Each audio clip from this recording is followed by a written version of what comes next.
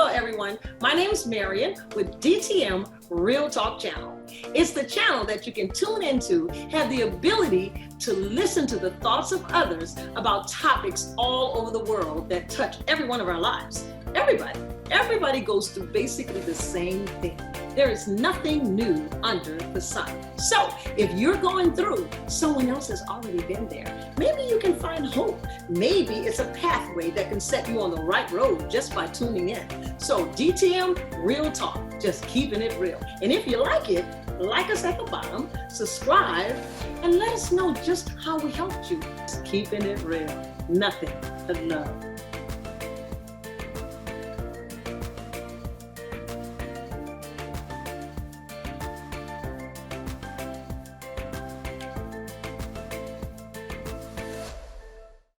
Good evening. This is DTM Real Talk. And guess what? We're just keeping it real this evening. Jett and I are back to you with actually part 3 of some of the top concerns that women have. And we thought it was going to be a top 10, but because of our last 2 clips, we actually got emails in from people, women, that are giving us more concerns. So we're going to just talk about every one of those concerns as they come in. Jett, say hi to the good folks out there. Hello, YouTube world. Hello, everybody. Hello, y'all know that's my baby. How's your day? How's your day been? My day has been good. I slept in, I did laundry, I cleaned my house a little bit. My husband brought me some strawberry donuts, which are my favorite. So life's been good. I just got in from Mississippi, and you can tell by I'm tired. I am. Yes. Anyway, it is all good. It's a wonderful evening, and we are happy and excited to talk to you guys tonight. Okay, where do we leave off? Well, actually, we did top 10 concerns that women have, and we talked about weight the first week. Women do have that concern, right? You know what? We forgot to mention that one of the reasons why we have issues with weight is after having children. Yes. That is so true. Because I struggled after having, and then also, yes, that was a struggle. It is a struggle, especially if you don't work out during or before. And that was my issue too. I did not work out before, neither did I work out after. So I struggled with the middle person that, does not want to go away. Hey, this is Women Real Talk, okay? It doesn't want to, goes to sleep with me, goes with me everywhere I go. And just name it Talking Tina. Talking Tina. Talking Tina. YouTube land. But anyway, yes, that the middle section is just rebellious. It doesn't want to go away, especially if you don't give it any incentive to go away. So have a good surgeon that can take care of that. Yes, remember her options. So we have top 10 of the weight that women were concerned about. We had attention, and not only women but children. Attention. Yes. Being loved. We talked about the love of God, did we not? Yes. Yes. We talked about identity. A lot of women, not some, but a lot of women have no clue who they are. And they are not confident in who they are because they don't know who they are. Yes. Share a little bit about that. And some of it could come from childhood as well. Yes. Pleasant words and mean and harsh things when people really don't mean and harsh things. But just because you don't mean it, what you say doesn't mean it doesn't hurt. Doesn't mean it doesn't hurt. Or cause damage. Absolutely causes damage. And then I think the last issue we talked about was trust. Yes, trust. That was a big one. Yes, and how lack of trust can turn into bitterness. Yes. And I shared about, my best friend that reminded me that she didn't remind me. She made me realize that I was walking in some unforgiveness because of. So. Yes. Bitterness is a kicker. It's a kicker. It can do some damage. And we tend to bring those into every relationship. When you're not healed of bitterness and unforgiveness, you bring that into every relationship that you have, man, woman, boy, or girl, because it's that devastating. And it's nice to have somebody in your life that you trust that can bring that out and, make you recognize it. Absolutely. And you know what? I forgot to mention as well, we all need someone in our life like that. There are three that you should have in your life, especially as a Christian. You should have a Barnabas in your life, a Paul, and a Timothy in your life. Yes. Anybody that says they're with you is not your friend. Just know that. That's true. Let me just explain a little bit. You should have a Barnabas in your life. That is, in Christians, you would know or be able to identify with me when I say a Barnabas. That's the person that will kick it with you, that will encourage you when you fall, when you're feeling low, when you're feeling down. They will actually encourage you. And it doesn't matter if you fall, they're going to encourage you. They're not going to look down on you. And then, you're going to go eat breakfast and go to the movie. That's yes. Might pray with you. I had a couple, have a couple of those, right? Maybe. And then you do need a Timothy in your life. That is the person that you are pouring into. That's the person that you are discipling. That's the person that you're being an example for and to. Okay. And then you need a Paul in your life. Ooh, a Paul reminds me of a doctor. You agree? Yes. But diagnosed. If you have cancer, that doctor is not concerned about the pain. He's concerned about getting the cancer out. He's concerned about the end results. And so you need a Paul in your life. That individual cares about your welfare, your spiritual welfare. That individual cares so much about you. They're not too much concerned about your pain, but concerned about your end results. Right. So of being able to be what God has called you to be. That's a Paul. Yeah, a mentor, a coach. Are we good? Are we good? Yes. And we have to be willing. So we have to be willing to let that person speak into our lives. Absolutely. Absolutely. It's like every person that says they have a pastor is not only if they allows that individual to pastor them. Yeah. Yes. So, I agree with that as well. Okay, where are we going tonight? We are going to start off with talking about I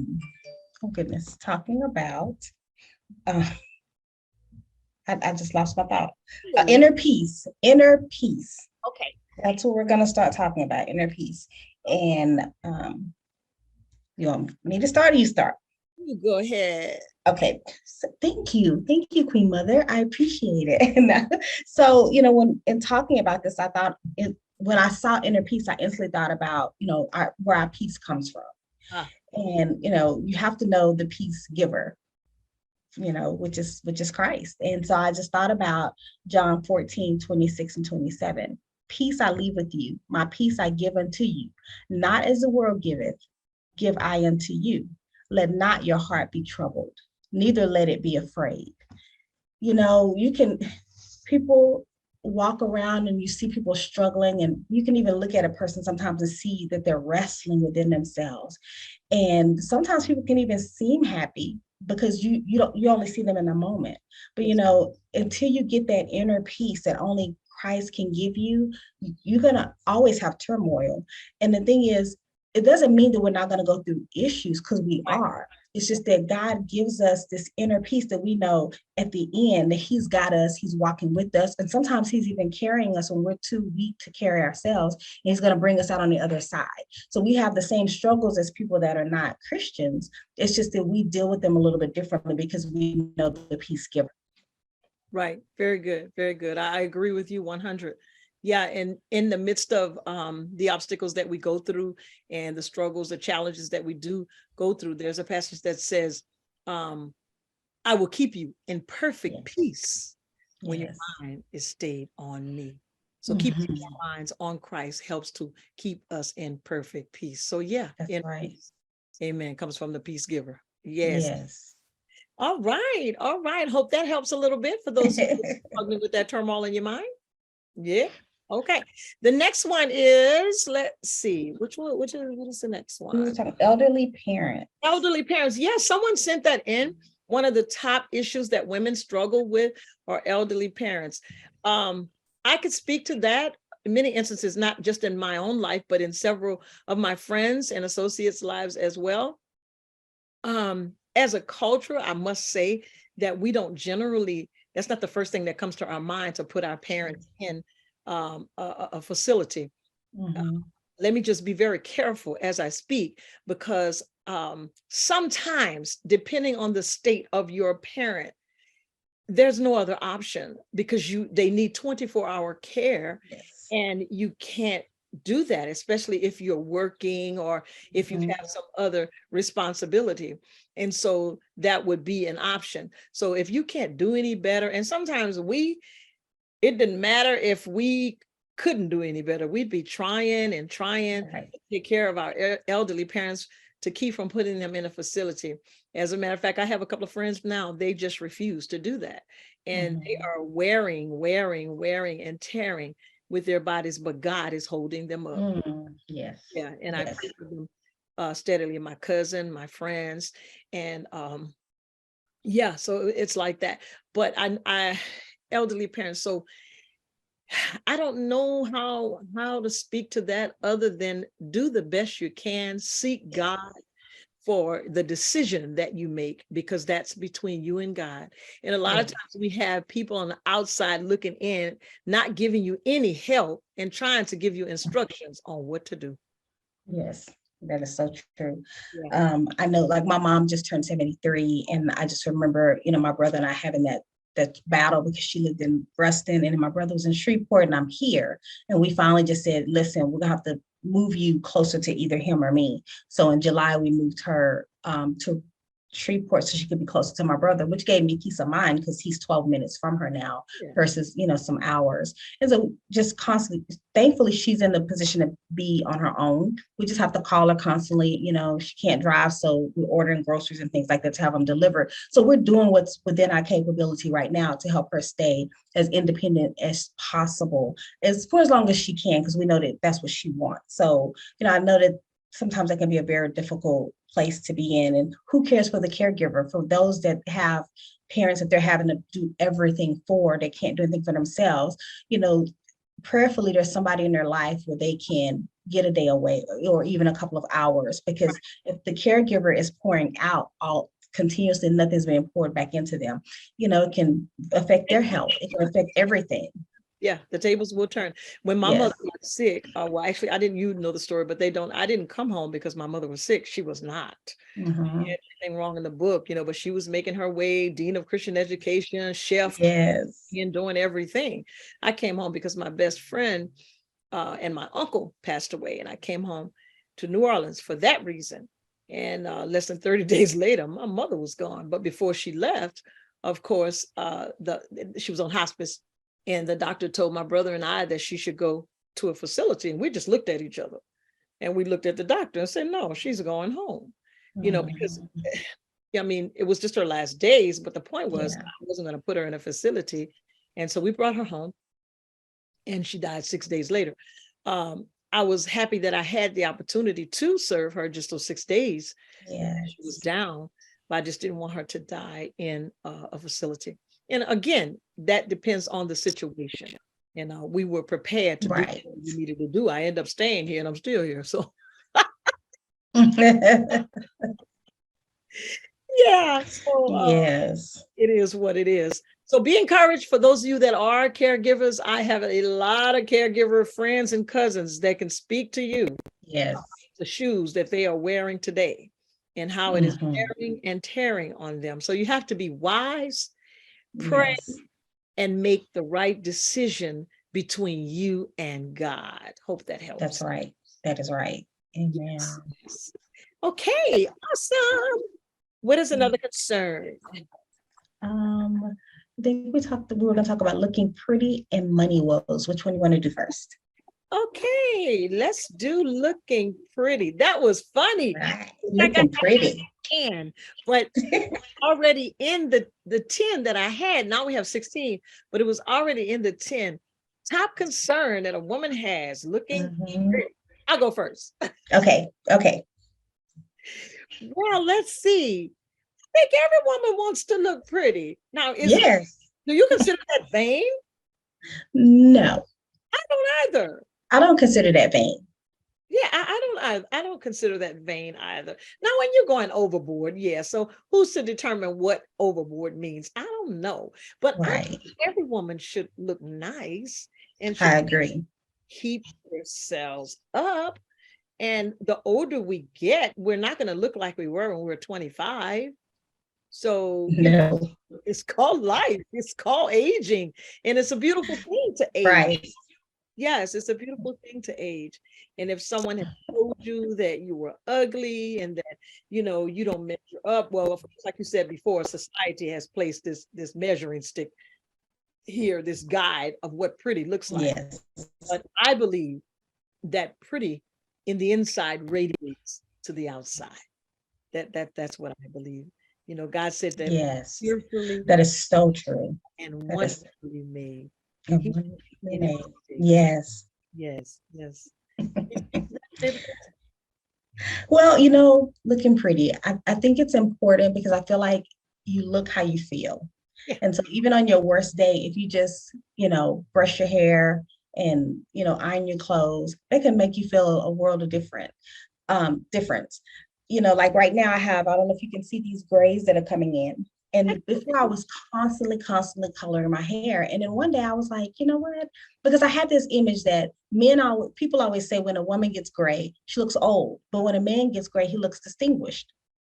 I've heard And that. so, yeah, and so finally I was talking to my husband about it, and he was like, your hair is beautiful just the way it is. And after, our conversation, I thought, I'm just gonna rock with it and see how long I can let it grow out, because I'm not gonna allow somebody else's standards to make me say I'm unpretty because I'm growing my gray hair or I look old. As long as, I feel like I can go with it as long as if I like it. My hair is clean, it's straight, it's shampoo, it's styled, I'm clean, I'm not a big makeup person, but I do like to put on a little bit of foundation, a little lip gloss, because it just makes me feel good, And so I think that looking pretty, like we said, is not vanity.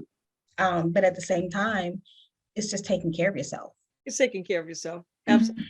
Absolutely. Make you laugh. It's supposed to be making me laugh. I'm supposed to be making you guys laugh. Okay. Yes. Come on. It's coming up. I was 12 years old. I had a mustache. You know the story already, Pumpkin.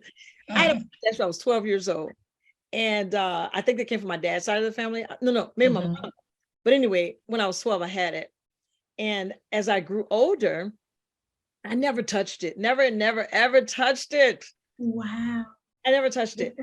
And it didn't get thick or anything. I was told a lot that it was sexy, right? I never really thought about it, but I was told it was sexy. So I kept it, right? And the older I got, so it wasn't until I got home. Well, I did thread my eyebrows. I've been doing that 10, 11 years because they get kind of wild. Now I don't have any, but anyway, I got home. Here I am, 60 something years later. I happened to look in the mirror. The top of my lip was shining like silver. Oh my God, it was great. Oh my gosh. Too funny. Oh no, this has got to go. So Pumpkin, that was not pretty to me. So you made it go away. My son said to me, my fourth child, he called me Miss Marvelous. They got nicknames for me. He said, Miss Marvelous, the top of your lip is shining. It's marvelous. Oh my God. Oh my God. Anyway, I said, well, I was already getting my eyebrows, threaded. YouTube land, I had to go and try it out. I said, Lord, let me get these whiskers threaded. I was in there like a 2-year-old crying like a baby. You should have got that wax. It'd have been quicker. Don't worry, I just got it threaded 3 times. After that, I was the wax top lip queen. That's funny. Signing off because this is DTM Real Talk, and we just doing what? Keeping it real. Keeping Wax it and all. wax and all.